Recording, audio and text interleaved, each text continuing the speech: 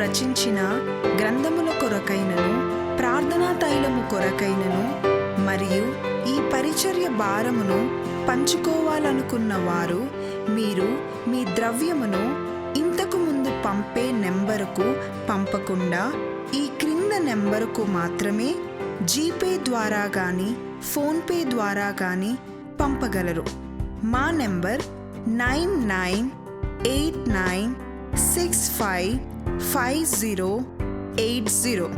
మరొకసారి 9989655080. ప్రకటన గ్రంథము 1వ అధ్యాయంలో 19వ వచనం తెలుగులో చదువుదాం. నీవు చూచిన వాటిని, ఉన్న వాటిని, వీటి వెంట కలగబోవు వాటిని, అనగా నా కుడి చేతిలో నీవు చూచిన 7 నక్షత్రములను గూర్చిన మర్మమును, ఆ 7 సువర్ణ దీపస్తంభముల సంగతియు వ్రాయుము. Write the things which thou hast seen, and the things which are, and the things which shall be hereafter. ఈ వచనములు మాత్రం ఆ స్తంభాలు, ఆ దీపాలు ఇలాంటివేమీ లేవు. మరి తెలుగులో అలా రాసుకున్నారు. ఆ రాసినప్పుడు తెలియాలి ఎలా రాశాడు. మళ్ళీ చదువుతారు, తెలుగులో చూడండి. నీవు చూచిన వాటిని, ఉన్న వాటిని, వీటి వెంట కలగబోవు వాటిని, అనగా నా కుడి చేతిలో నీవు చూచిన 7 నక్షత్రములను గూర్చిన మర్మమును, ఆ 7 సువర్ణ దీపస్తంభముల సంగతియు వ్రాయుము. అలాగ లేదు, ఇది రాంగ్. బైబిల్లో ఏది రాంగ్ ఉందో అని చెప్పిన మొనగాడు ఎవడు పుట్టలేదు ఇంతవరకు. మనం మాత్రమే ఏది రాంగ్ ఏది రైట్ అని తెలుసుకోగలిగిన జ్ఞానం దేవుడు మనకిచ్చాడు.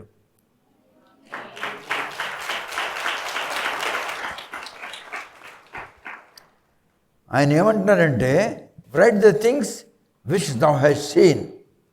ఏవి నువ్వు చూసావో వాటిని గురించి రాయు. And the things which are, ఏవైతే ఇప్పుడు ఉన్నాయో.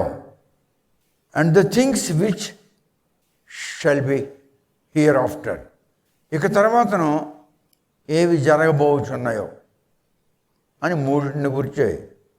ఇంకా స్తంభాలు, దీపాలు, చేతులు అలాగేం లేవు ఇక్కడ.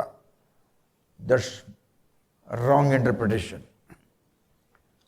ఇప్పుడు నేను మళ్ళీ మీకు చెప్తున్నాను, చూచిన వాటిని, ఉన్న వాటిని, వాటి వెంట కలగబోవు వాటిని వ్రాయు అని యేసు తన ఎదురుగుండా నిలబడి ఉన్న దేవుని దూతకు చెప్పాడు. దూత వెళ్ళి అపోస్తలుడైన జాన్తో చెప్తున్నాడు, చూచిన వాటిని, ఉన్న వాటిని, వాటి వెంట జరగబోవు వాటిని నీవు వ్రాయు అని దూత చెప్పాడు. యేసు ఎలా చెప్పాడో అలాగే చెప్పాడు.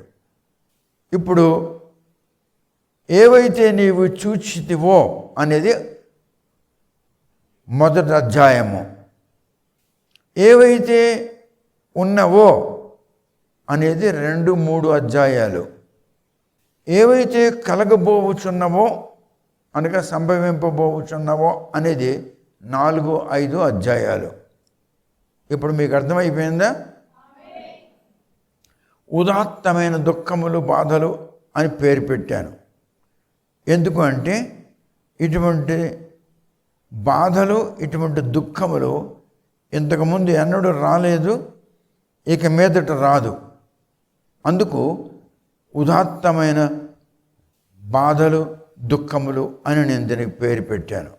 అందరూ అనండి, ఉదాత్తమైన బాధలు, దుఃఖములు. అనగా ఇంగ్లీష్లో ట్రిబులేషన్ అని అంటారు. ఇప్పుడు నేను ఎక్కడైనా ట్రిబులేషన్ అన్నాను అంటే మీరు గ్రహించాలి. ఏమిటి గ్రహించాలి? బాధల గురించి, దుఃఖముల గురించి చెప్తున్నాడు అని గ్రహించాలి. అర్థమైందా? ఇప్పుడు ప్రకటన గ్రంథం 1:19 ఎందుకు చదివించానంటే,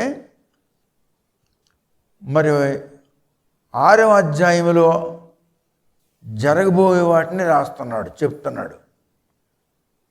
అందుకే 19వ వచనంలో జరగబోయే వాటిని వ్రాయు అని చెప్తున్నాడు కనుక మీకు చదివించాను. అది జ్ఞాపకం చేసుకోవాలి.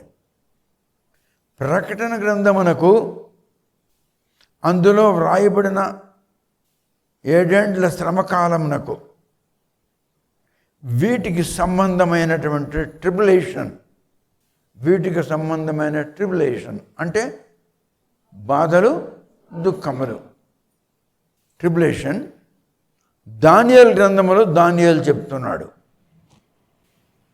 బైబిల్లో అన్నిటికంటే ఆఖరి పుస్తకం ప్రకటన గ్రంథము. ప్రకటన గ్రంథము రాయబడినటువంటి సమయము క్రీస్తు శకము 95. అంటే క్రీస్తు జన్మించి పెరిగి పెద్దవాడై తాను చేయవలసిన పనులు చేసి మనుషుల పాపం యొక్క ప్రతిఫలము మరణము మనుషులు అనుభవించకుండా తానే అనుభవించి, మరణము దేవునికి లేదు కనుక మరణములో నుండి తిరిగి లేచి 41 దినము జనులకు కనిపించి అప్పుడు ఆయన తిరిగి పరలోకానికి వెళ్ళిపోతాడు. ఇదంతా కూడా 95 సంవత్సరాలు జరిగిపోయిన తర్వాతను, అంటే యేసు భూలోకానికి వచ్చి వెళ్ళిపోయిన తర్వాతను 95 సంవత్సరాల నాటికి ఇది రాయబడింది. ప్రకటన గ్రంథం ఎప్పుడు రాయబడింది చెప్పండి? క్రీస్తు శకము 95లో ప్రకటన గ్రంథము వ్రాయబడినది. ఇప్పుడు మీరు చెప్పండి, ప్రకటన గ్రంథం ఎప్పుడు రాయబడింది?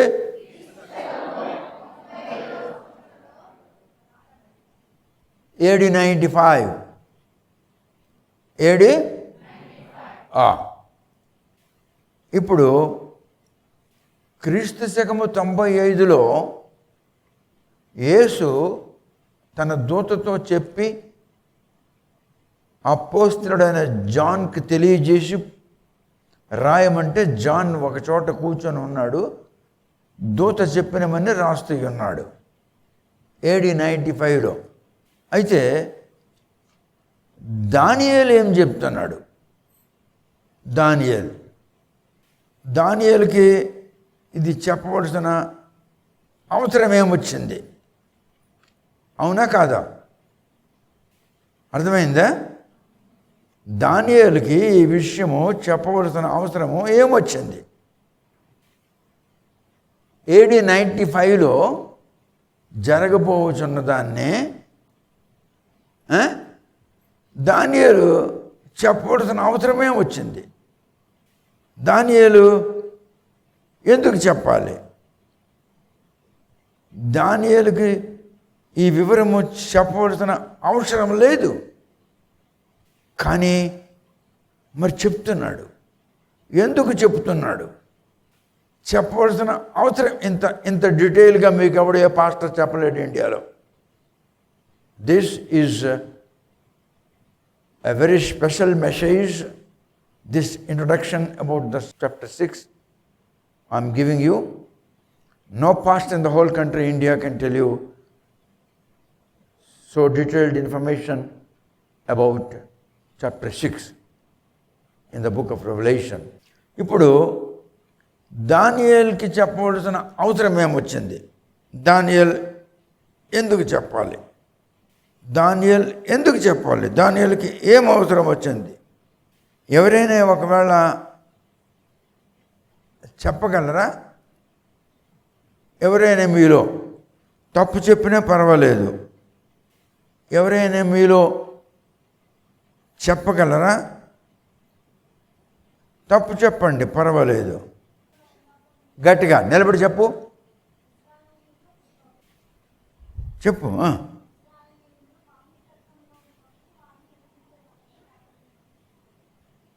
విడిపించడానికి ప్రార్థిస్తున్నాడు. కరెక్టే చెప్పావు కానీ సరిగ్గా చెప్పలేకపోయినావు. Whatever she has explained, it's right. But it was not in a chronological form. I will tell you. She is right. కరెక్ట్గా చెప్పావు, నువ్వు చెప్పింది నేను చెప్తాను. ఇజ్రాయేలీయులు నెబుకద్నెజ్జరు స్వాధీనంలో ఉన్నారు. యూదులైనను ఇజ్రాయేలీయులన్నను ఒకటే. యూదులన్నను ఇజ్రాయేలీయులన్నను ఒకటే. యూదులు తమ ఇష్టానుసారంగా తిరుగుతున్నారు. ఈ దినాల్లో ప్రపంచంలో క్రైస్తవులు ఎలాగున్నారో, ఇండియాలోనే కాదు ప్రపంచంలో కూడా క్రైస్తవులు మీకంటే అధ్వాన్నంగా ఉన్నారు. మీరంటే నా దగ్గర ఉన్న వాళ్ళ సంగతి చెప్తున్నాను. All Christians are corrupted people in this country. ప్రపంచంలో చాలామంది కరప్టెడ్ క్రిస్టియన్స్ ఉన్నారు. ఇండియాలో ఎక్కువగా కరప్టెడ్ క్రిస్టియన్స్ ఉన్నారు. మీలో అటువంటి నేచర్ ఉంటే దాన్ని మీరు వదులుకోవాలి. చెప్పాలి, ప్రభువా, I'm with the nature of corruption. kindly come into my life and kindly see the nature of corruption shall be separated from me, so that I will become incorruptible in order to enter into the kingdom of God అని అనాలి. మీరు ఏమనాలంటే, ప్రభు నేను corrupted, I'm completely corrupted.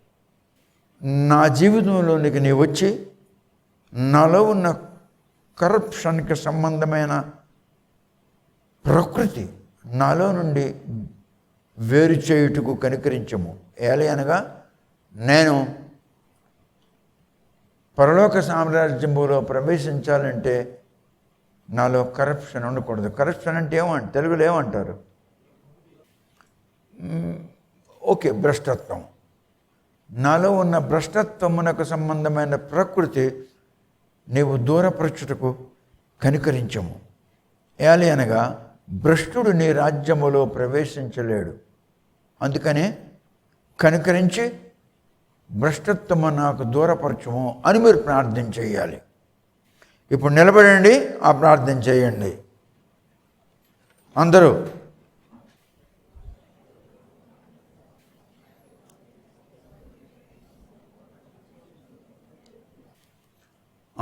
ఇప్పుడు నేను మీకు ఒక question వేసాను. ఏం క్వశ్చన్ వేసాను? దానియేలుకి ఎందుకు చెప్పాలి? దానియేలుకి ఎందుకు చెప్పాలి? దానియేలుకి దీంతో సంబంధం ఏముంది? చెప్పాలా లేదా? మీకు దాని అర్థం చెప్పాలా లేదా? AD 95లో దేవుడైన యేసు ఏమి రాయించాలో అది చెప్పి రాయిస్తున్నాడు. అయితే దీనికి సంబంధమైనటువంటి వివరాలు దానియేలు గ్రంథంలో ఉన్నవి. దానియేలుతో దేవుడు ఈ వివరాన్ని బోధిస్తున్నాడు. దానియేలుతో ఎప్పుడు చెప్తున్నాడు? యేసు భూమి మీదకి రావడానికి 600 సంవత్సరాలు ఇంక ముందనగా అప్పుడు చెప్తున్నాడు దానియేలుకి. యేసు భూమి మీదకి రావడానికి 600 సంవత్సరాలు ఉందనగా అప్పుడు దానియేలుకి ఈ సంగతి దేవుడు చెప్పాడు. ఇంత వివరాలతో మీకు ఎవడు చెప్పడు, ఏ పాస్టర్ చెప్పడు. కానీ దేవుడు నాకు ప్రత్యేకమైనటువంటి జ్ఞానాత్మ ఇచ్చి నా దగ్గరకు వచ్చిన వాళ్లకు మరియు యూట్యూబ్ ఛానల్ ద్వారా అభిలాష కలిగి ఉన్న వారికి, ఆకలి కలిగి ఉన్న వారికి, ఆశ కలిగి ఉన్న వారికి వినిపిస్తున్నాడు. కనుక మీరంతా బ్లెస్డ్ పీపుల్, మీరంతా బ్లెస్డ్ పీపుల్.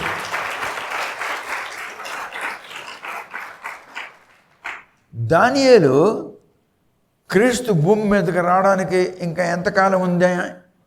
600 సంవత్సరాలు ఉందనగా అప్పుడు ఈ వివరమును చెప్తున్నాడు, దానియేలు చెప్తున్నాడు.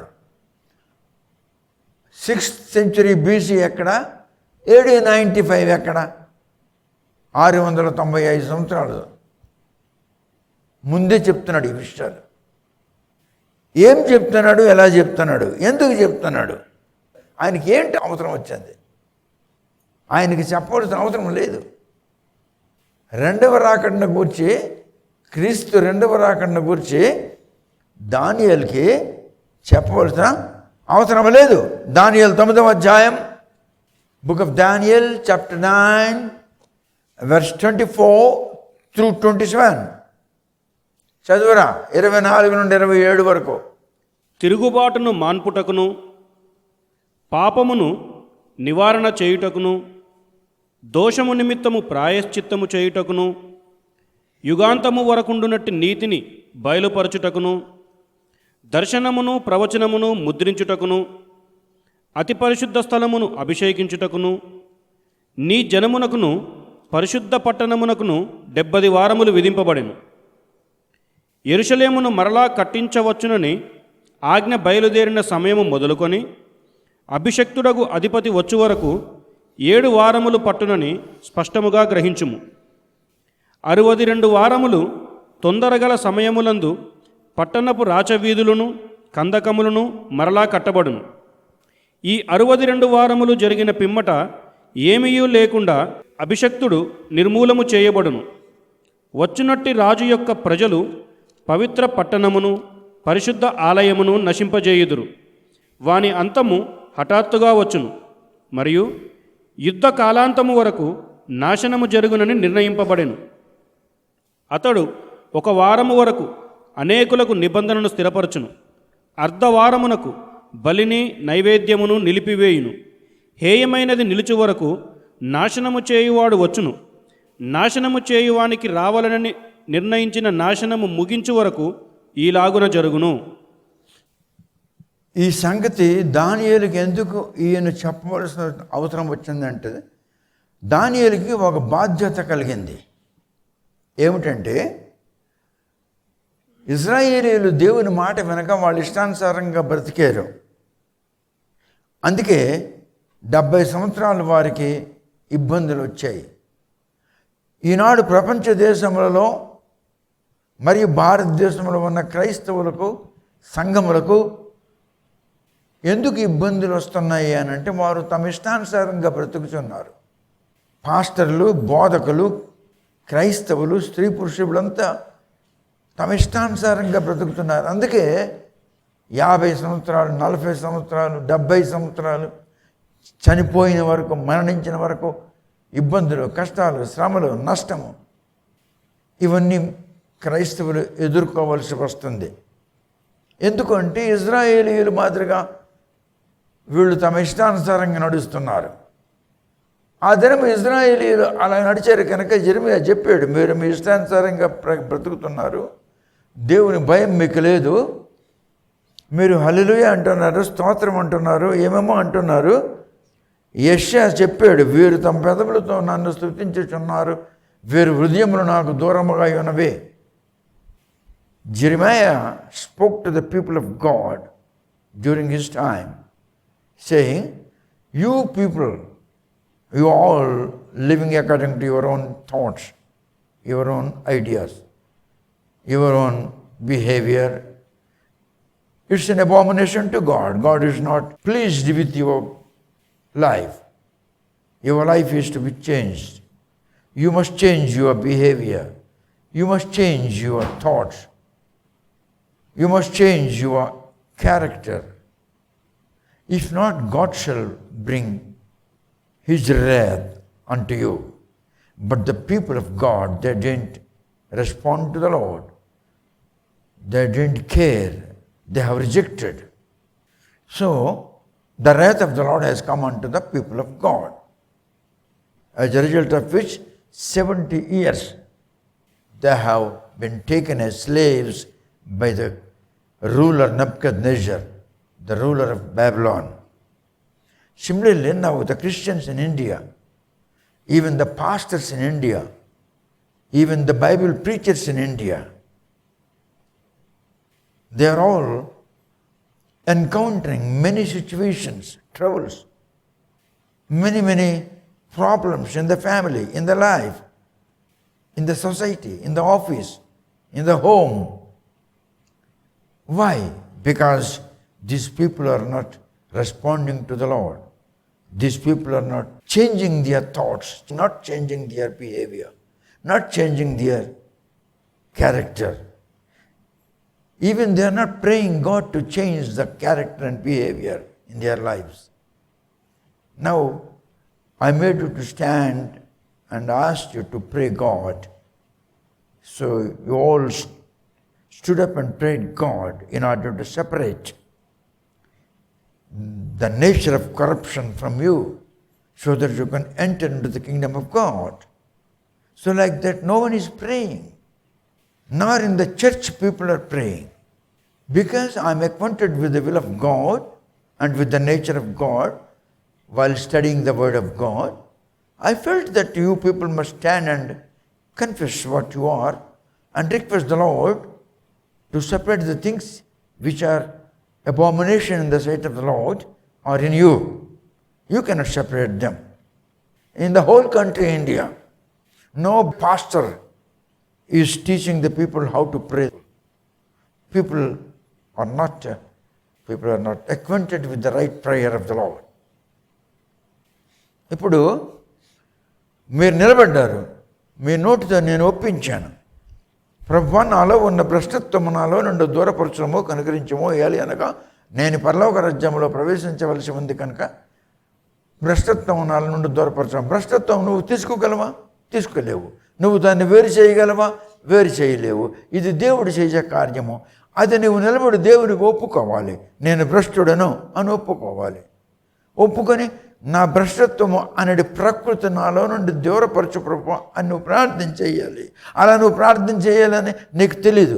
అలా నీ చేత ప్రార్థన చేయించాలన్న తలంపు పాస్టర్లకు లేదు. సంఘాల్లో ఎవరికి కూడా తెలీదు ఏ విధముగా దేవుని ఆరాధించాలి, ఏ విధముగా దేవునికి మన కన్ఫెస్ అంటే ఒప్పుకోవాలి, దేవుని సన్నిధిలో ఏ విధముగా దేవునికి స్తోత్రం చెల్లించాలి, ఎందుకు స్తోత్రం చెల్లించాలి, బైబిల్ ఏ విధముగా ధ్యానించాలి, చదవడం కాదు. ఇవేమీ చెప్పరు, వాళ్ళకి తెలియదు, వాళ్ళు చెప్పరు. నేను మీకు చెప్తున్నాను, మీరు చాలా ఆశీర్వదించబడిన జనములు. Honour the lord.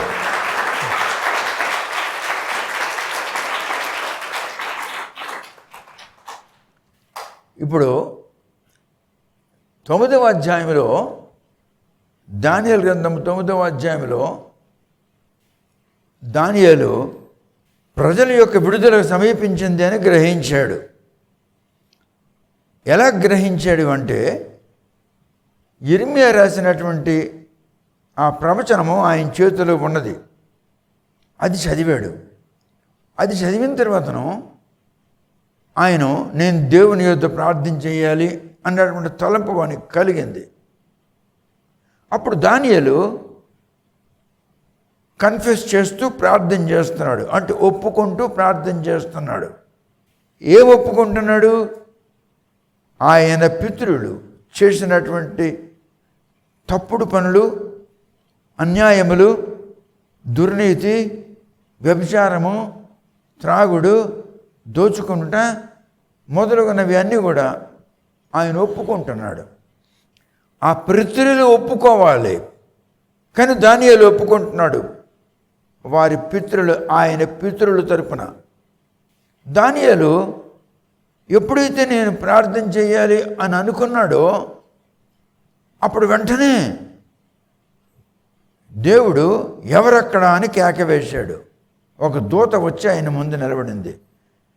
పో దానియేలు దగ్గరికి వెళ్ళి ఈ సంగతులు చెప్పు అని చెప్పాడు. ఎందుకు చెప్పాడు అని అంటే దానియేలుకి ఒక బాధ్యత కలిగింది. ఏమని? ప్రజలు విడుదల పొందాలి, జెరూసలేం వెళ్ళాలి, జెరూసలేమును తిరిగి నిర్మించాలి, యెహోవా మందిరమును తిరిగి కట్టాలి, యెహోవాను ఆరాధించాలి. జనముల యొక్క విడుదల దినములు సమీపించాయి కనుక జనములు ఈ విధముగా బానిసలుగా బబులోనులో జీవించడానికి ఒక కారణము వారి పితరులు చేసినటువంటి భ్రష్టత్వము, అవినీతి, వారి పితరులు చేసినటువంటి అతిక్రమములు, దుష్కార్యములు, ఇవే కారణం. చెప్పినను వినలేదు కనుక క్షమించు ప్రభువా అని దానియేలు వారు చేసిన తప్పులు ఒప్పుకొని క్షమాపణ అడిగి ప్రార్థన చేయాలి అని నిర్ణయించుకున్నందులకు గాను దేవుడని యెహోవా ఎవరక్కడ అని అన్నాడు. దూత వచ్చి నిలబడితే పోయి దానియేలుకు చెప్పే విషయం అని అప్పుడు చెప్తున్నాడు. ఏది? జరుగుచున్నది, జరగబోయేది చెప్పు దానియేలుకు అని చెప్తున్నాడు. దానియేలుకు కానీ ఆ బాధ్యత కలక్కపోయింటే దేవుడు ఆ మాట చెప్పడు. ఒక్కొక్కసారి మీకు తెలియదు, మీరు అజ్ఞానులు, మీరు అవివేకులు, మీరు బుద్ధి లేని వాళ్ళు, మీకు జ్ఞానం లేదు. నేను మీ చేత ఉపవాస ప్రార్థనలలో చెప్పిస్తుంటాను. ఏమని? ఇజ్రాయేలీలను గూర్చి, యూదులను గూర్చి, వారి పరిపాలకులను గూర్చి, వారి జనరల్స్ని గూర్చి, వారి ప్రైమ్ మినిస్టర్ని గూర్చి మీ చేత నేను చెప్పిస్తుంటాను. ఎందుకు చెప్పిస్తుంటానంటే నాకు తెలుసు కనుక. దానియేలు చేసినట్లుగా నేను చెయ్యాలి, మీ చేత చేయించాలి. అందుకు దేవుడు నాకు ఎవరికి ఏ పాస్టర్కి తెలియకపోయినవి నాకు బయలుపరుస్తుంటాడు.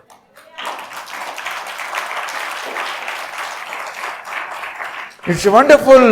Praise the Lord. దానియేలుకి ఆ బాధ్యత కలిగింది కనుక వెంటనే ఆయనకు తెలియకపోయినవి తెలియజేస్తున్నాడు. నేను ఒక్కొక్కసారి మీకు చెప్పున్నాను, మీకు జ్ఞాపకం లేదు. ఏం చెప్పానంటే యెరూషలేంలో ఉన్న నది, జోర్డన్ నది ఎండిపోతుంది, యూఫ్రటీస్ నది ఎండిపోతుంది అని చెప్పున్నాను. 2 సంవత్సరాలు 3 సంవత్సరాల కిందట. అది ఎండిపోతుంది అని ఎలా చెప్పగలను? ఇప్పుడు అది ఎండిపోయింది. 2-3 సంవత్సరాల కిందట మీకు ఎలా చెప్పగలను?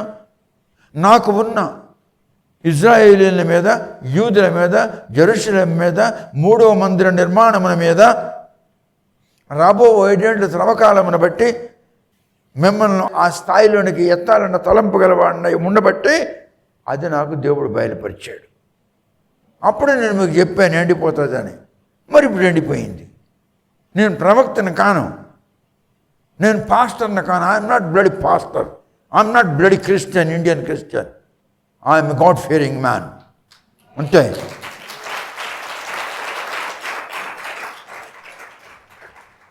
I have certain responsibility for the things to come into this world. ప్రపంచంలోనికి రాబోతున్నటువంటి కొన్ని విషయంలో గురించి నాకు బాధ్యత ఉన్నది. నేను ప్రార్థన చేస్తుంటాను కనుక దేవుడు నాకు ఆ విషయం బయలుపరుస్తూ ఉంటాడు. అలాగే దానియేలుకి ఆ విషయం బయలుపరిచాడు. ఎందుకు? ఆయన బాధ్యత కలిగి ఉన్నాడు. ఎవరిని గూర్చి? దైవ సంతానమును గూర్చి. ఎప్పుడైతే దానియేలు కూర్చున్నాడో నేను ప్రార్థన చేయాలి, ఉపవాసం ఉండాలి అని, దానియేలు ఉపవాసం ఉండకపోతే ఇజ్రాయేలీలకి విడుదల కలుగుదా? కలుగుతుంది. దానియేలు ప్రార్థన చేయకపోతే ఇజ్రాయేలీలకి నెబుకద్నెజరు విడుదల చేయడా? చేస్తాడు. కానీ దానియేలు ఇది నా రెస్పాన్సిబిలిటీ అని ఫీల్ అయ్యాడు. Daniel felt that it was his responsibility to pray for the deliverance of the people, those who were under bondage in Babylon. It doesn't mean that if Daniel didn't pray, God shall not deliver them. Whether you pray or don't pray, after the 70 years of tribulation, the people of God shall be delivered. బాప్తిసానికి వస్తుంటే యోహాను ఏమన్నాడు?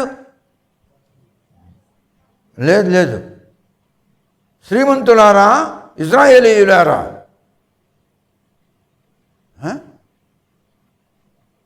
మహనీయులైన పరిపాలకులారా రండి అని అన్నాడా? మరి వాడు ఎలా తిట్టాడు కదా. ఒరే సంతానం, ఏం సంతానం? సైతాన్ సంతానం. ఒరే సైతాన్ సంతానం నా కొడకలారా, ఎందుకు వస్తున్నారా బాప్తిసానికి? దేవుడి మీద నుండి ఉగ్రత మీ మీద రాకుండా ఉండాలనా? ఎందుకు వస్తున్నారా? మరి అలాగే ఈనాడు నేను అంటాను, you Christians, you don't have the right nature అని అంటున్నాను. మరి ఆ మాటలు చెప్పడానికే దేవుడు నన్ను ఎన్నుకున్నాడు.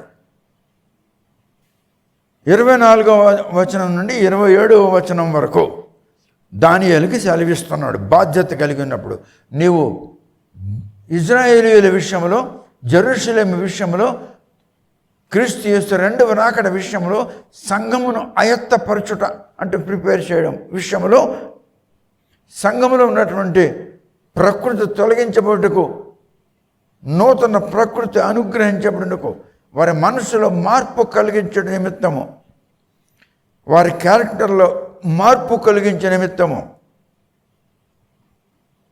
వారి అభిప్రాయంలో మార్పు కలిగించే నిమిత్తము బాధ్యత కలిగి ఉన్న పాస్టర్కి మాత్రమే దేవుడు భవిష్యత్తును గురించి బయలుపరుస్తాడు. క్రీస్తు పూర్వము 605లో అనండి,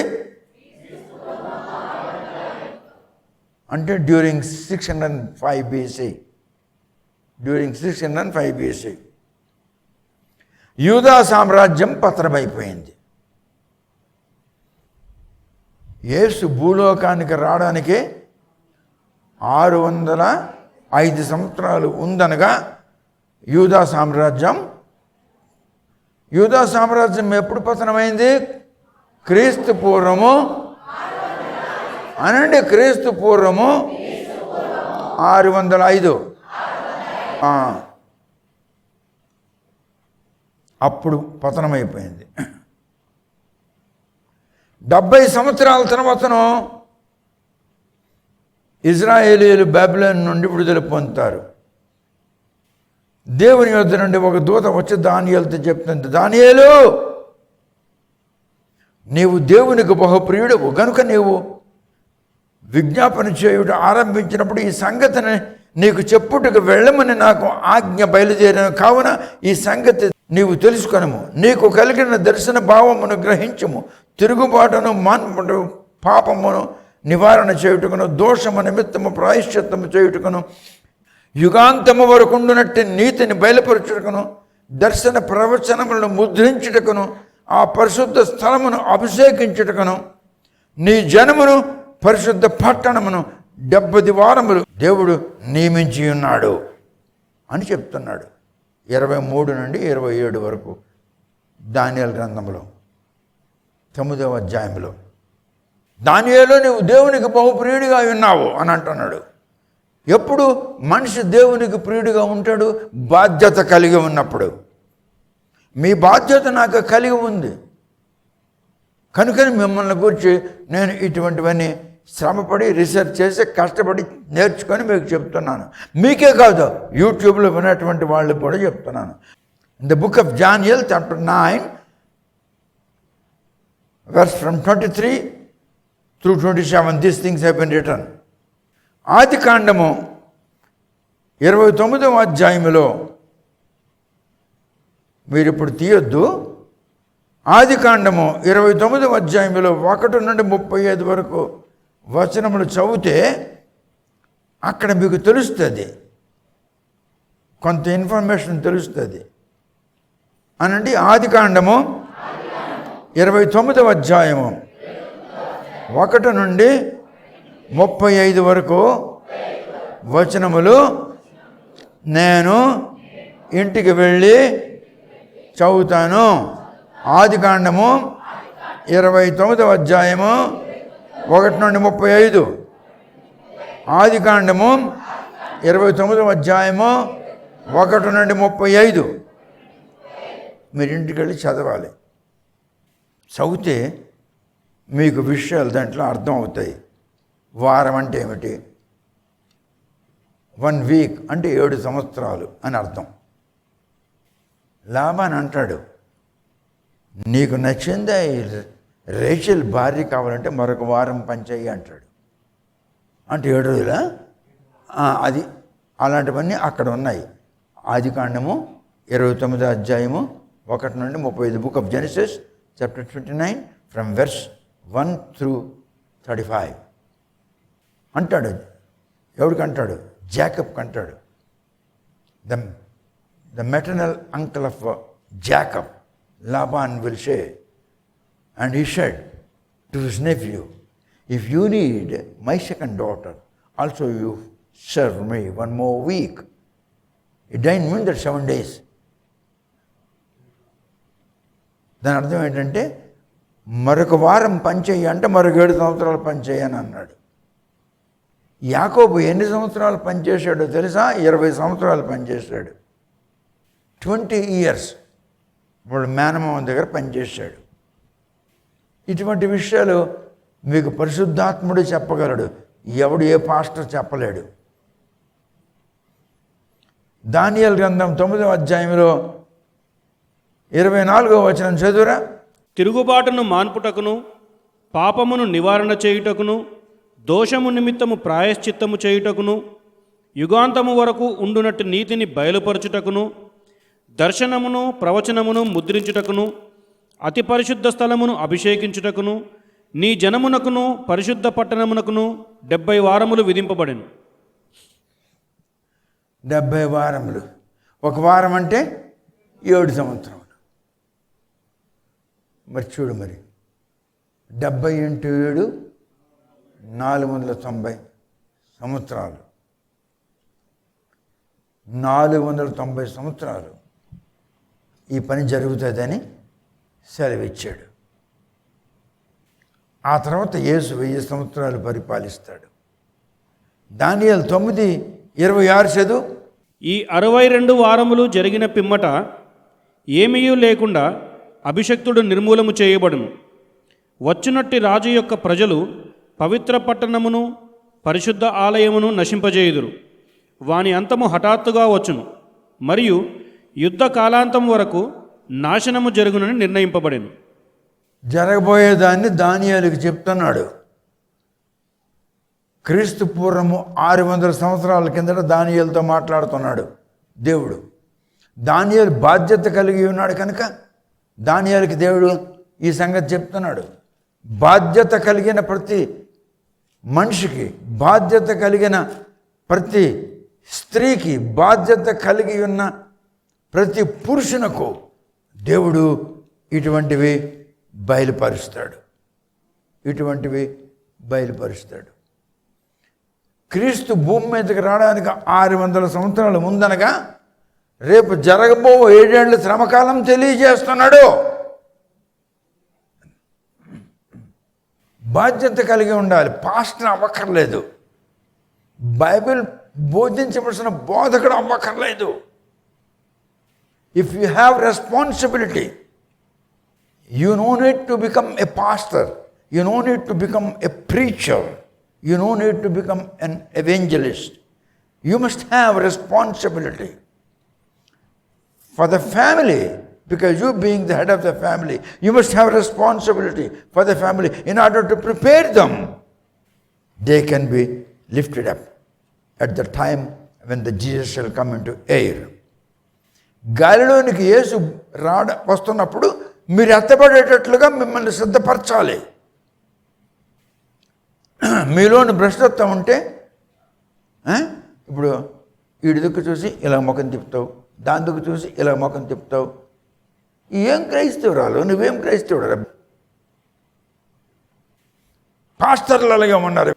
ఆడి దిక్కు చూస్తే ముఖం ఇలా తిప్పుతాడు, వీడి దిక్కు చూస్తే ఇలాగ ముఖం తిప్పుతాడు. మరి యేసు ప్రభు నీ దిక్కు చూసి ముఖం తిప్పుకుంటే నీ గతి ఏమవుతుందిరా? Don't hate.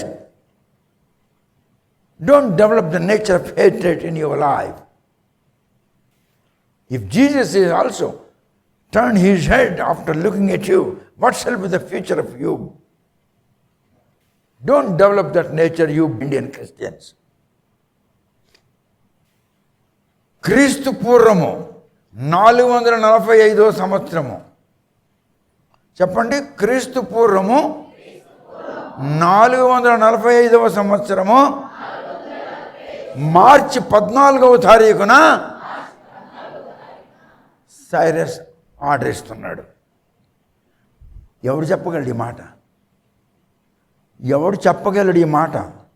సైరస్ నెబుకద్నెజర్కు ఆర్డర్ ఇస్తున్నాడు.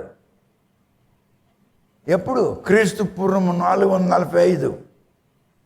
ఎవడు చెప్పగలడు? Who can tell you this date? Only the man who is doing research.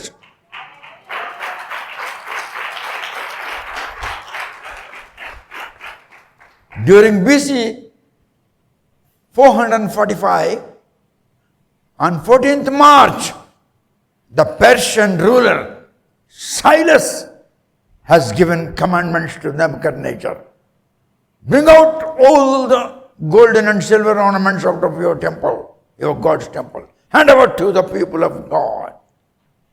ఎప్పుడు? క్రీస్తు పూర్వము చెప్పాలి. క్రీస్తు పూర్వము 445వ సంవత్సరము మార్చి 14వ తారీఖున the ruler of Persia, the emperor of Persia commanded Nebuchadnezzar, the ruler of Babylon, to hand over 5,400 gold equipments of the Lord, golden pots of the Lord, to the Israelites. On 14th March 445 BC, Cyrus commanded the Nebuchadnezzar in order to bring them all out of the temple of his God. And he was commanded by the Cyrus to hand over them to the people of God, because they have to go to Jerusalem and put those things in the temple of God. And they have to build Jerusalem, and they have to build the temple of God. AD 32 క్రీస్తు శకము 32వ సంవత్సరము April 6వ తారీఖున యూదులు ఎవరైతే బబులోను నుండి దాసులుగా కొనుపోబడిన బానిసత్వం విడుదల పొందారో వారందరూ కూడా క్రీస్తు శకము 32వ సంవత్సరము ఏప్రిల్ 6వ తారీఖున వారి బానిసత్వం నుండి విడుదల వాళ్ళు కంప్లీట్ పొందారు. ఇంక ఎవడు అక్కడ లేడు. అక్కడ ఒకళ్ళిద్దరు ఎవరైనా ఉండిపోయిన వాళ్ళు మొత్తం విడుదల. క్రీస్తు శకం AD 32 ఏప్రిల్ 6వ తారీఖున మొత్తం యూదులు బబులోను నుండి జెరూసలేం వచ్చేసారు. మీరు ఎటువంటి విషయాలు వింటున్నారు ఇంట్రడక్షన్లో? క్రీస్తు శకము 70లో డ్యూరింగ్ AD 70 అనండి, డ్యూరింగ్ AD 70 క్రీస్తు శకము 70లో టైటస్ అనేటటువంటి పేరు గల ఒక రోమా పరిపాలకుడు, ఒక రోమియుడు, రోమా సామ్రాజ్యమును పరిపాలిస్తున్నటువంటి సామ్రాట్ తన సైన్యముతో వచ్చాడు. యెరూషలేమును ధ్వంసం చేసేసాడు. క్రీస్తు శకము 70లో డ్యూరింగ్ AD 70లో ధ్వంసం చేసేసాడు. రోమియులు యెహోవా మందిరమును ధ్వంసం చేసేసాడు.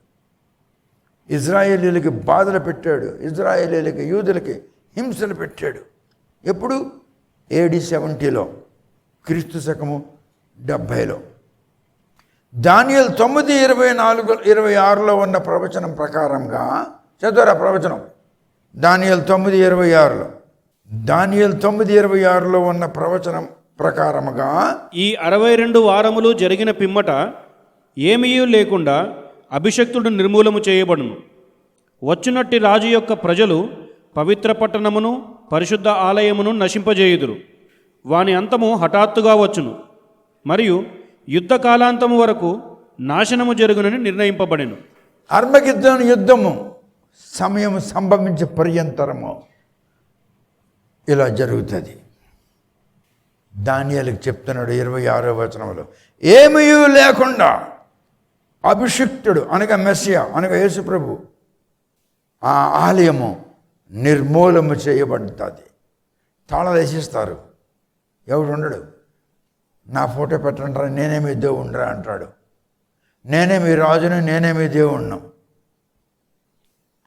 ఈనాటికి అనగా క్రీస్తు శకము 2025 నాటికి మీకు ఈ విషయములు బయలుపరచాలని దేవుడు నిర్ణయించాడు కనుక ఇప్పుడు మీకు దేవుడు ఈ విషయాలు బయలుపరుస్తున్నాడు.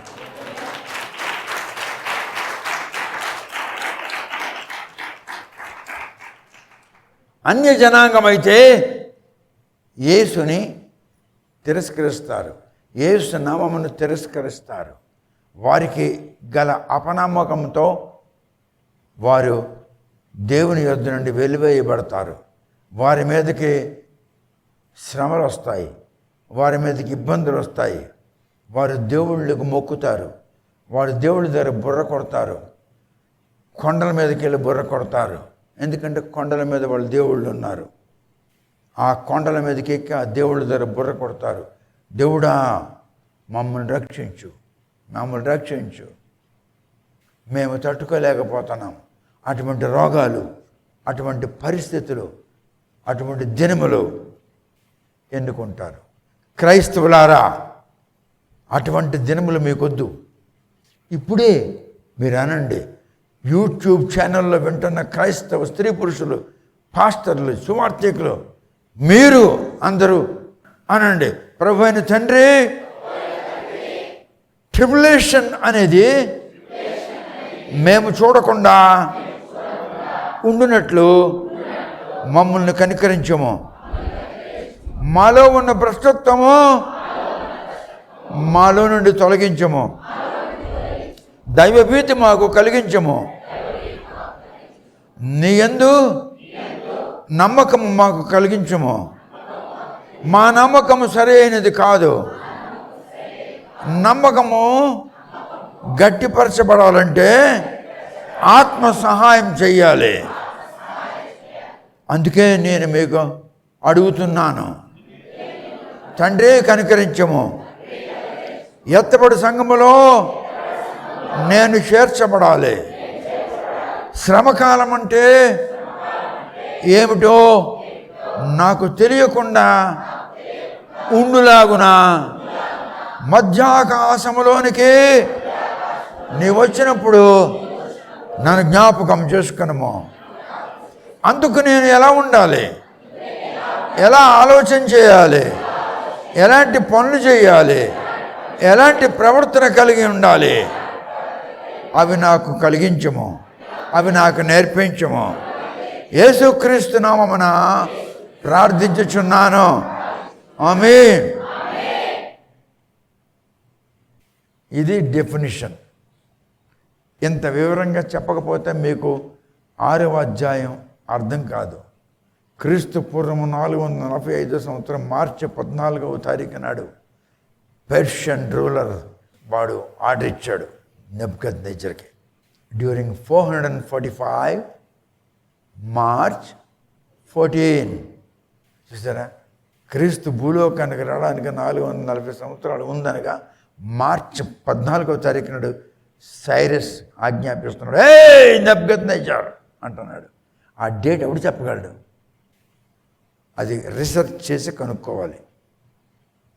నేను రీసెర్చ్ చేస్తున్నాను కనుక చెప్పగలుగుతున్నాను. Praise the lord. క్రీస్తు శకం అంటే డ్యూరింగ్ AD 70లో టైటస్ అనేవాడు వచ్చి రోమా సామ్రాజ్యమును పరిపాలిస్తున్న సామ్రాటుడు నాశనం చేశాడు యూదుల యొక్క టెంపుల్ని. The whole Jewish empire was devastated by a ruler, a Roman ruler whose name is Titus during 70 AD. The complete temple of the God Jehovah and the empire and the kingdom of Jerusalem has been devastated by a Roman empire called Titus. The name of the emperor is Titus. దేవుని ప్రజల మీదకు, దేవుని మందిరం మీదకు ఎన్నిసార్లు శ్రమలు వచ్చాయి, ఎన్నిసార్లు శ్రమలు వచ్చాయి, ఎన్నిసార్లు శ్రమలు వచ్చాయి, ఎన్నిసార్లు మందిరం కూలగొట్టబడింది. ఎందుకో తెలుసా? మీ జీవితంలో అలాగ జరగడానికి మీరు చేసిన తప్పుడు పనులు కొన్ని ఉంటాయి. విజయవాడలో ఒకడున్నాడు, బ్రతుకున్నాడు, చనిపోయాడు నాకు తెలియదు. ఆయన పేరు C Nagabhushanam. He was classman executive officer in the railways. అప్పుడు ఉండేవాడు. ఆయన దశంభాగంలో దానికి 200, దీనికి ఒక 100, వాడికి ఒక 300 అలా పంపించేవాడు. నేనన్నాను, దేవుని దశంభాగమును డివైడ్ చేయడం నీకు అధికారం ఎవడిచ్చాడయ్యా అన్నాను. ఆయన లూథరన్. అది పేదరాలు, దానికి 200 ఇచ్చాను, ఇంకా పేదరాలు 400 ఇచ్చాను. నువ్వెవడవని, నువ్వెవడు దేవుడి దశంభాగం డివైడ్ చేయడానికి? ఆయన నా మీద కోపం వచ్చింది. ఇంకా నాతోని మాట్లాడడం మానేశాడు, నేను నరకానికి వెళ్ళిపోతాను. మాట్లాడడం మానేస్తే అలాగ జరిగినందుకు ఆయనకు దేవుడు పెరాలిసిస్ స్ట్రోక్ ఇచ్చాడు. మీకు కావాలా పెరాలిసిస్ స్ట్రోక్?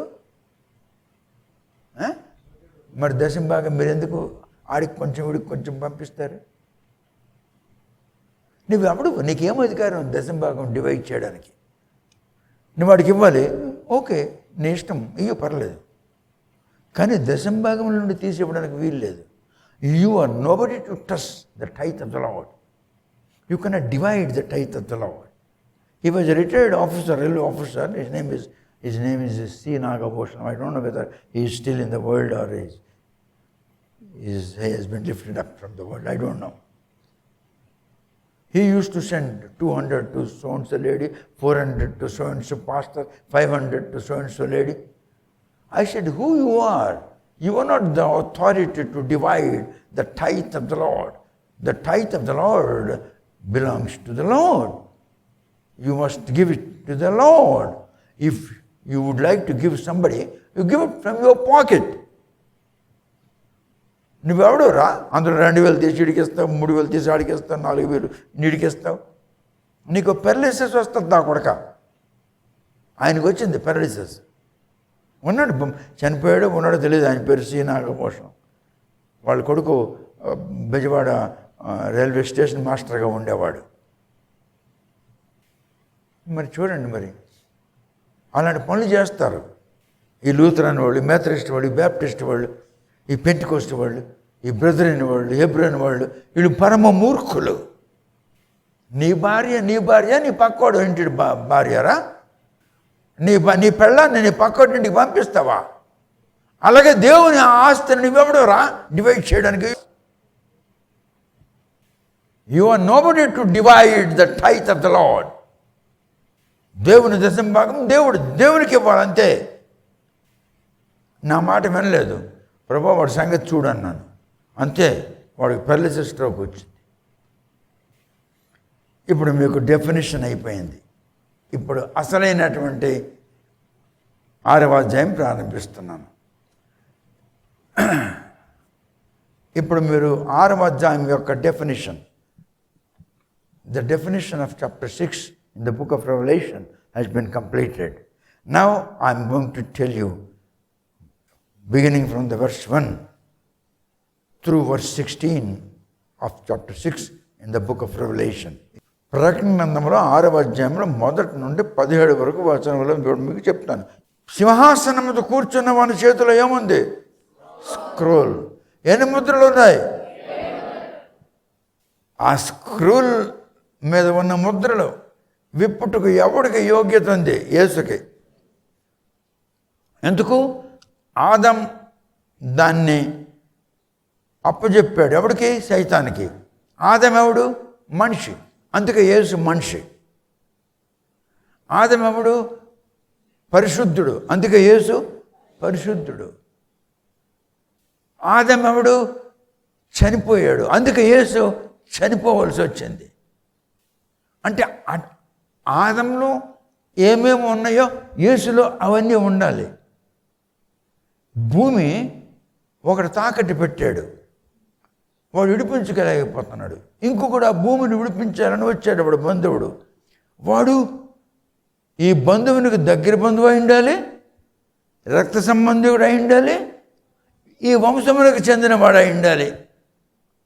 మీకు జ్ఞాపకం ఉందా ఈ మాట? అలాగే ఇప్పుడు యేసు మానవుడు, దైవత్వము, చనిపోయి తిరిగి లేచినాడు. మరి ఆదంకు ఉన్నటువంటి సమస్తము యేసులో ఉన్నాయి. ఆదం తప్పు పని చేసినప్పుడు పరిశుద్ధుడు, యేసు పరిశుద్ధుడు. ఆదముకు దగ్గర సంబంధం ఉండాలి, అంటే మానవ సంబంధం. అందుకే మనుష్య కుమారుడు. అంటే ఇప్పుడు ఆ కుర్చీ మీద కూర్చున్నాడు ఎవడు? యేసు. ఆ ఎవరి చేతిలో స్క్రోల్ ఉందో ఆయన ఎవడు? యేసు. ముద్రలు నీవు విప్పుటకు యోగ్యుడు అని మనం అప్పుడు చదువుకున్నాం. అయితే ఇప్పుడు ముద్రలు విప్పుటకు యోగ్యుడు ఎవడు? యేసు. ఎవరి చేతిలో స్క్రోల్ ఉంది? యేసు ఎక్కడ కూర్చొన్నాడు? పరలోకములో సింహాసనం మీద మొదటి ముద్ర విప్పుతున్నాడు. ఓకే, 7 ముద్రలు, మొదటి ముద్ర విప్పుతున్నాడు. చదువురా, book of revolution chapter 6 verse 1. ఇప్పుడు స్టార్ట్ అయింది అసలైన పాఠం. ఎస్, ఆ గొర్రెపిల్ల ఆ 7 ముద్రలలో మొదటి దానిని విప్పినప్పుడు నేను చూడగా ఆ 4 జీవులలో ఒకటి రమ్ము అని ఉరుము వంటి స్వరముతో చెప్పుట వింటిని. I saw when the Lamb opened one of the seals, and I heard as it were the noise of thunder, one of the 4 beasts saying, come and see. 4 జీవులలో ఒక జీవి, 4 జీవులు కాదు, అదే ఉంది. 4 జీవులలో ఒక జీవి ఎలాగంటున్నాడు? పెద్ద ఉరుముల శబ్దము వంటి శబ్దముతో అంటున్నాడు. As it were the noise of thunder. ఆకాశం మీద ఉరుముల యొక్క శబ్దం ఎలాగుంటుందో అటువంటి శబ్దముతో ఒక జీవి అంటున్నాడు, రా చూడు. 2వ వచనం చదువు. నేను చూడగా ఇదిగో ఒక తెల్లని గుర్రము కనబడెను, దాని మీద ఒకడు విల్లు పట్టుకొని కూర్చుండియుండెను. అతనికి ఒక కిరీటం ఇయ్యబడెను.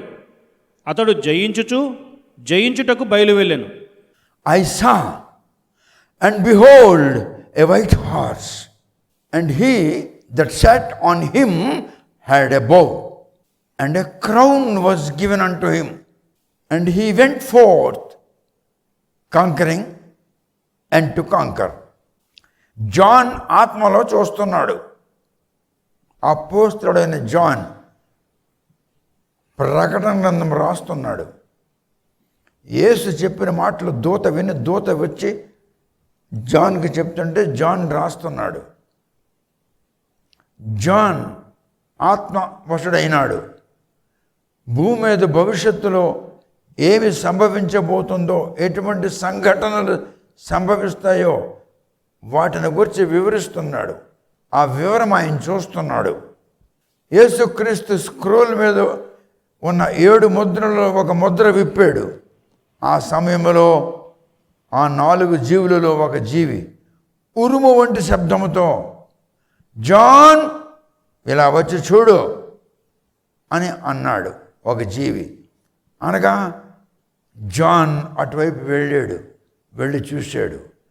వాడికి దర్శనంలో కనబడుతుంది ఒక తెల్ల గుర్రము, దాని మీద ఒకడు కూర్చొని ఉన్నాడు. ఆయన ఒక ధనస్సు కలిగి ఉన్నాడు, మరియు వానికి ఒక కిరీటము ఇవ్వబడి ఉండెను. జయించుటకు వెళ్ళుచున్నాడు అని 2వ వచనములో చెప్పబడి ఉన్నది. జయించుటకు వెళ్ళుచున్నాడు. చూడండి ఎలాగుంది. He went forth conquering and to conquer. The one who was sitting on the horse, white horse, he had a bow in his hand. Also he had a crown on his head. He is going forward.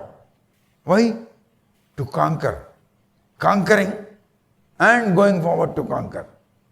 He went forth conquering and to conquer. యేసు సమస్తమును జయించి ఉన్నాడు. యేసు జయించుటకు వెళ్ళడానికి బాణం అక్కర్లేదు, కత్తి అక్కర్లేదు, వారి equipments అక్కర్లేదు.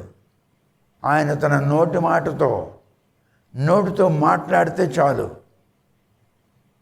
వెంటనే ఉత్పన్నమవుతాయి. నోటితో మాట్లాడితే చాలు, అన్నీ నాశనమైపోతాయి. ఆయన యుద్ధం చేయవలసిన అవసరం లేదు. చేతిలో బాణం ఉంది, బుర్ర మీద కిరీటం ఉంది. ఆయన యుద్ధం చేయడానికి వెళుతున్నాడు. యుద్ధం చేసి జయించి మళ్ళీ జయించడానికి వెళుతున్నాడు. యేసు మొత్తం జయించున్నాడు. ఇంకా జయించవలసింది ఏమీ లేదు. ఓన్లీ రాజ్యాన్ని స్థాపించవలసి ఉంది అంతే. He has to establish his kingdom in Jerusalem. Nothing is left for Jesus in order to conquer, in order to win the victory. Everything has been finished. No more conquering. So this is wrong man. White horse. Okay, the sitting on the white horse is wrong man. He is not Jesus. He had one crown, whereas Jesus had 7 crowns. Because 7 crowns were in the 7 churches. The meaning of crown is authority. The meaning of crown is commander, commanding, authentication. కిరీటమునకు ఏమి అర్థం అంటే ఆజ్ఞాపించే శక్తి గలది, పరిపాలించే యోగ్యత గలది. అది కిరీటము. నీ బుర్ర మీద కిరీటం ఉంటుందా? చెప్పలే, ఉంటుందా? నా బుర్ర మీద కిరీటం ఉంటుందా? పరిపాలించే పరిపాలకుడి బుర్ర మీద కిరీటం ఉంటుంది. కిరీటము అంటే అర్థం ఏంటి? పరిపాలన యోగ్యత గలవాడు, పరిపాలించేవాడు, రాజు, ఎంపరర్, సామ్రాటుడు అని అర్థం అన్నమాట. తెల్లగుర్రం మీద కూర్చున్నవాడు యేసు కాదు అని ఇందులో తెలిసిపోతుంది. తెల్లగుర్రం మీద కూర్చున్నవాడు యేసు కాడు. తెల్లగుర్రం మీద కూర్చొని స్వారీ చేస్తున్న మనిషి యేసు కాడు. గొప్ప శ్రమదినములు ప్రారంభమైనవి. ఎప్పుడైతే మొదటి సీల్ ఇప్పాడో, when the seal number 1 has been removed, there were 7 seals on the scroll. The first seal has been released.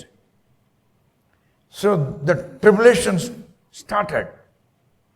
మొదటి ముద్ర విప్పిన వెంటనే ప్రారంభమైంది. ఏమిటి? భయంకరమైన శ్రమలు. మొదటి ముద్ర పరలోకములో యేసు ప్రభు స్వయముగా విప్పుచున్నాడు. పరలోకములో ఆయన విప్పిన వెంటనే భూలోకం మీద శ్రమలు స్టార్ట్ అవుతాయి. భూలోకం అంతా, ఒక్కటి కాదు, ఇండియా కాదు, అమెరికా కాదు, మొత్తం భూలోకం మీద శ్రమలు స్టార్ట్ అయ్యాయి. అంటే అప్పుడు నువ్వేం గ్రహించాలి? పరలోకములో యేసు ఒక ముద్ర. అలాగని నువ్వు గ్రహించేవు అంటే నువ్వు విడువబడిన వాడవు, ఎత్తబడిన వాడవు కావు. ఎప్పుడు గ్రహిస్తావు? భూమి మీద ఉంటే కదా.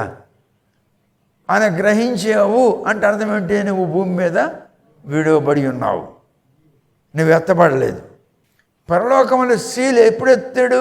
సంఘము ఎత్తబడిన తర్వాతను. When the first seal shall be released after the rapture of the church. After the rapture of the church, the first seal will be opened. Because the tribulation the people of God should not experience. The tribulation the people of God should not see. The people of God should not be involved in the tribulation.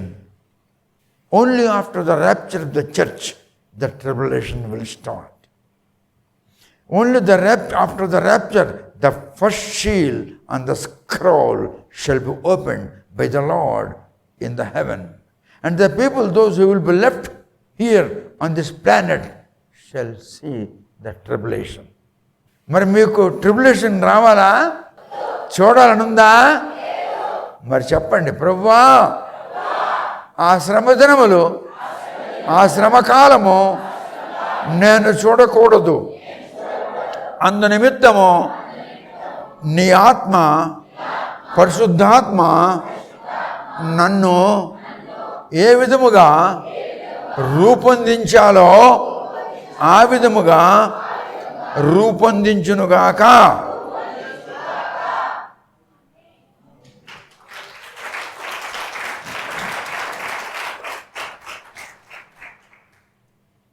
గొప్ప శ్రమదినములు ప్రారంభమైనాయి.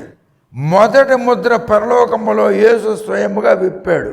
పరలోకమునకు సంఘము కొనిపోబడినది. మొదటి ముద్ర విప్పినప్పుడు సంఘం ఎక్కడుంది? Where the church of the Lord is at the time when the first seal was released by Jesus. Where the church is? Heaven, in the heaven. After the rapture of the church, the first seal on the scroll shall be opened, shall be released by Jesus in heaven.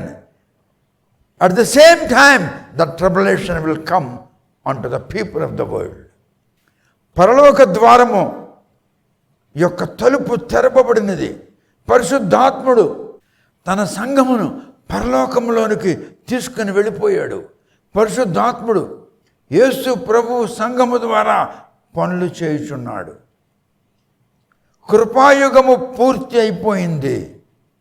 సంఘయుగము కూడా పూర్తి అయిపోయింది. తెల్ల గుర్రము మీద స్వారీ చేయుచున్నవాడు జయించుటకు వెళ్ళుచున్నాడు కనుక వాడు యేసు కాడు.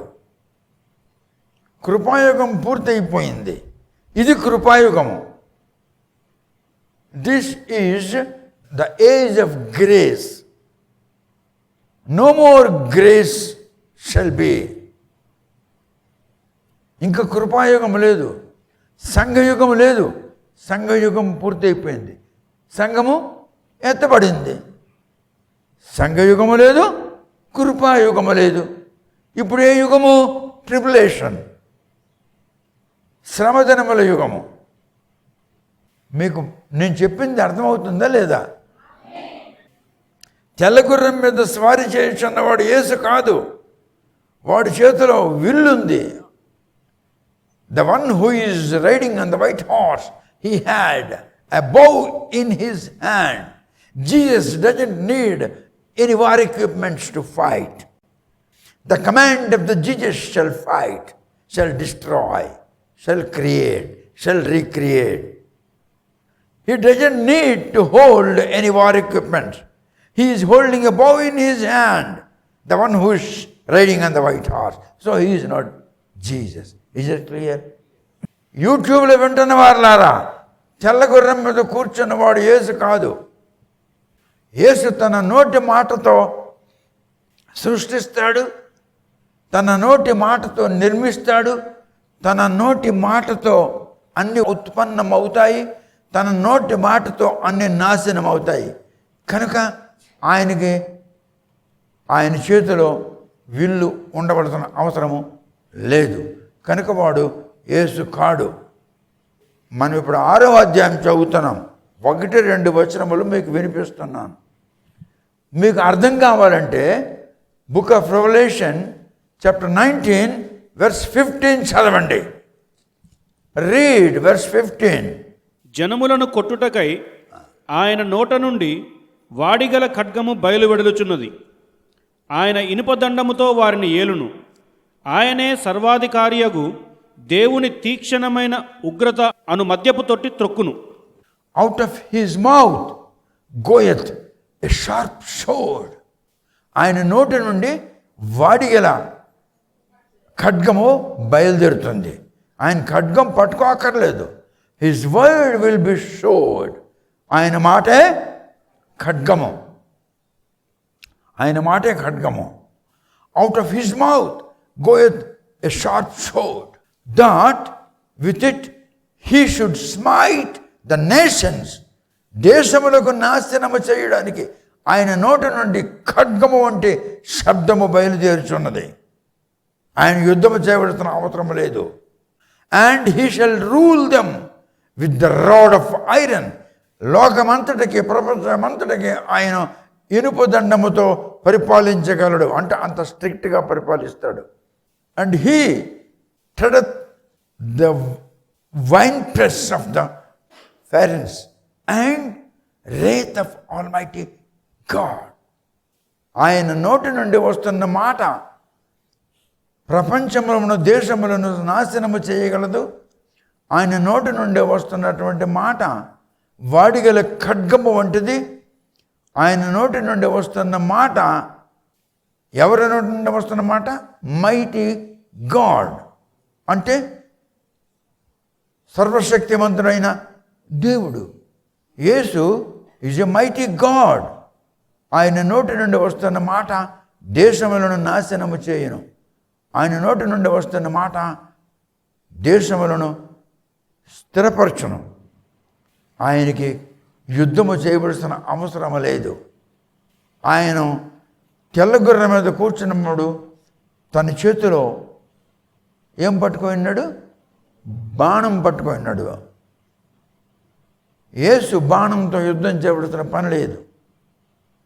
ఆయన నోటి నుండి మాటతో నేను చెప్పినది కరెక్టా ఇన్కరెక్టా అన్నది మీకు చదివించాను.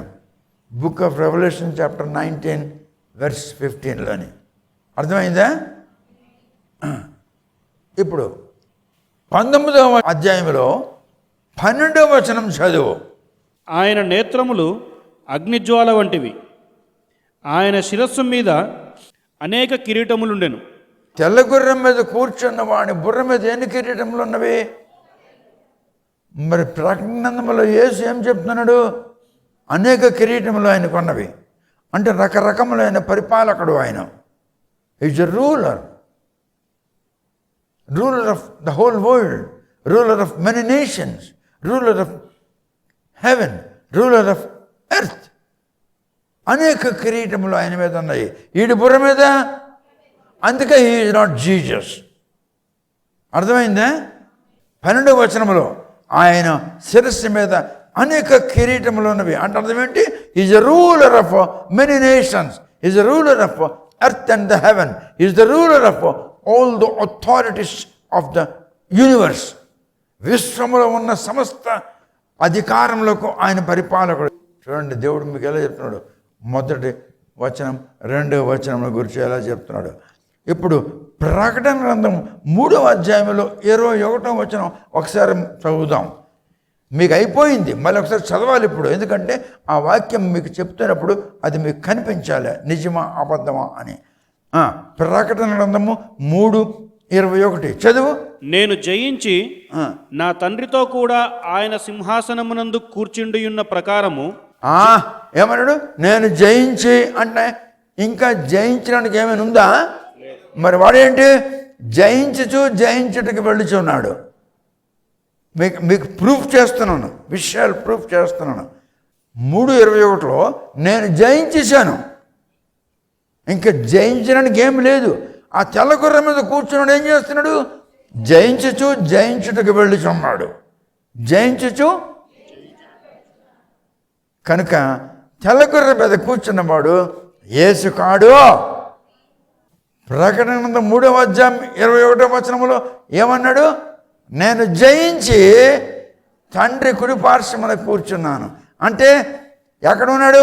పరలోకంలో ఉన్నాడు. ఇంకా జయించవలసిన ఏమీ లేదు.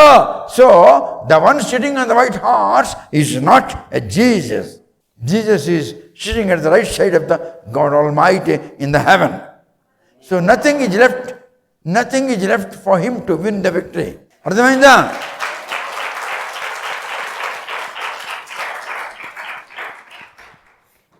అంటే నేను మీకు రుజువు చేస్తున్నాను ఒక్కొక్కటి.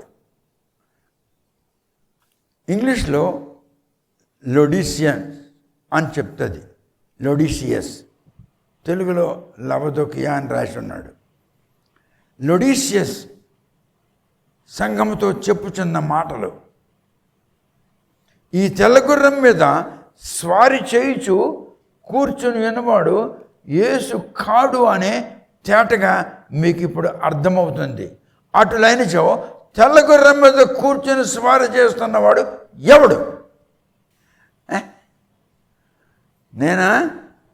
కాదా? ఇందాక మీకు చెప్పాను, దానియేలుకి దేవుడు ఎందుకు చెప్పాల్సి వచ్చింది ప్రకటన గ్రంథంలో జరగబోయే సంఘటన గురించి చెప్పాను కదా. ఎందుకు చెప్పాల్సి వచ్చింది? Daniel had a responsibility for the people of God. అలాగే ఏ స్త్రీ కానీ ఏ పురుషుడు కానీ పాస్టర్ అవ్వాల్సిన అవసరం లేదు, బోధకుడు అవ్వాల్సిన అవసరం లేదు. ఏ స్త్రీ కానీ ఏ పురుషుడు కానీ దేవుని సంఘము పట్ల, జెరూసలేము పట్ల, యెహోవా 3వ మందిర నిర్మాణం పట్ల, క్రీస్తు యేసు 2వ రాకడను గూర్చి ప్రజలు ఆయత్తపరచబడేటట్లు ఆయనకు ఒకవేళ రెస్పాన్సిబిలిటీ ఉన్నట్లయితే అటువంటి వానికి, అటువంటి స్త్రీకి, అటువంటి బోధకునికి దేవుడు భవిష్యత్తును గురించి బయలుపరుస్తాడు. అందుకే దానియేలుకి బయలుపరిచాడని చెప్పాను. లేకుంటే దానియేలుకి ఎందుకు బయలుపరుస్తాడు? దానియేలుకి ఎందుకు బయలుపరచాలి? దానియేలుకి బయలుపరచాల్సిన అవసరమే లేదు. దానియేలుకున్న ప్రకటన గ్రంథానికి సంబంధమే లేదు. దానియేలుకి ప్రకటన గ్రంథానికి సంబంధం లేదు. ఎందుకు దానియేలుకి బయలుపరచాలి? దానియేలు బాధ్యత కలిగి ఉన్నాడు. ఏంటని? దేవుని ప్రజలు విడుదల నొందాలి, దేవుని ప్రజలు జెరూషలేం వెళ్ళాలి, దేవుని ప్రజలు జెరూషలేములో మందిరం కట్టాలి, జెరూషలేమును నిర్మాణం చేయాలి అని బాధ్యత కలిగి ఉన్నాడు. సంఘం పట్ల ఎవడికి బాధ్యత ఉంటుందో, యేసు భూలోకానికి రావడానికి 600 సంవత్సరాలు ఉందంటే అప్పుడు యేసు బయలుపరుస్తున్నాడు దానియేలుకి. ఏంటి? 7 ఏళ్ల శ్రమకాలంను గురించి. ఏ పాస్టర్కి అయితే సంఘంలో ఉన్న ప్రజలు పరిశుద్ధులు కావాలి, పరిశుద్ధాత్మతో నింపబడాలి, అభిషేకం పొందాలి, దైవ జ్ఞానములో ఎదగాలి, యేసుని కూర్చిన జ్ఞానములో ఎదగాలి, వాక్యముతో స్నేహము కలిగి ఉండాలి, యేసుతో బాంధుత్వము కలిగి ఉండాలి అనేటువంటి బాధ్యత ఏ పాస్టర్కి ఉంటుందో ఆ పాస్టర్కి దేవుడు జరగబోయే సంగతులు బయలుపరుస్తాడు. వాడు పాస్టర్ అవ్వాల్సిన అవసరమే లేదు, వాడు పాస్టర్ అవ్వక్కర్లేదు, సువార్థికుడు అవ్వక్కర్లేదు, బైబిల్ బోధకుడు అవ్వక్కర్లేదు. ఎవడైనానో, ఏ ఆడది కానీ ఏ మగవాడు కానీ ఆ సంఘము యొక్క బాధ్యత కలిగి ప్రార్థన చేస్తే అటువంటి ఆడదానికి, అటువంటి మగవానికి, పెళ్ళి అయినను, పెళ్లి కాకపోయినను, ముసలివాడైనను, ముసలిదా అయినను, విధవరాలైనను, ఎవరైనాను దేవుడు భవిష్యత్తును గురించి, ఆ సంఘంలో దేవుడు జరగబోయే సంఘటనల గురించి వానికి బయలుపరుస్తాడు. దానియేలుకు బయలుపరిచినట్లుగా. తెల్లగుర్ర మీద కూర్చొని స్వారీ చేయించున్నవాడు యేసు కాడు, యేసు రూపంలో దాగి ఉన్నవాడు. ఎవడు వాడు? ప్రపంచమంతటా వృద్ధిపరిచి సమాధానము కలుగజేయుటను అని తన లక్ష్యము అది అని నిరూపించుకున్నాడు. శాంతిని నేను స్థాపిస్తానన్నాడు. శాంతి దూత వంటి వాడని నేనే శాంతికి రాజుని అంటున్నాడు. క్రీస్తు వేషములో ఉన్నవాడు ఎవడు? ఈయనే యాంటై క్రైస్ట్, క్రీస్తు విరోధి. వీడే క్రీస్తు విరోధి. ఎవడు? ఆ తెల్ల గుర్రం మీద ఉన్నవాడు. దేవునికి స్తోత్రములు కలుగును గాక. మీకు నేను 6వ అధ్యాయంలో 1-2 వచనములు చెప్పాను. మరి మిగిలింది 2వ వచనం ఇంకా కొంచెం ఉంది, వచ్చే వారం చెప్తాను. ఇప్పుడు మీకు నేను ప్రకటన గ్రంథం ప్రారంభించున్నాను. 6వ అధ్యాయం తొలగ ఉపోద్ఘాతం చెప్పాను, 6వ అధ్యాయం 1వ వచనం చెప్పాను, 2వ వచనం కూడా చెప్పాను. మరి కొద్దిగా మిగిలింది 2వ వచనం, అది నేను మీకు వచ్చే వారం చెప్తాను. దైవ ప్రియులకు శుభములు. Books sale.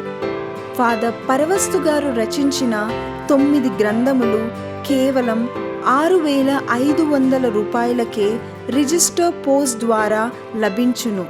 ప్రతి పుస్తకము 50% తగ్గింపు ధరలో విక్రయించబడును. మీరు పంపించవలసిన డబ్బు ఈ దిగువ ఫోన్ నెంబర్కి గూగుల్ పే ద్వారా కానీ ఫోన్పే ద్వారా కానీ పంపించగలరు. Phone number 9989655080. మరొకసారి 9989655080.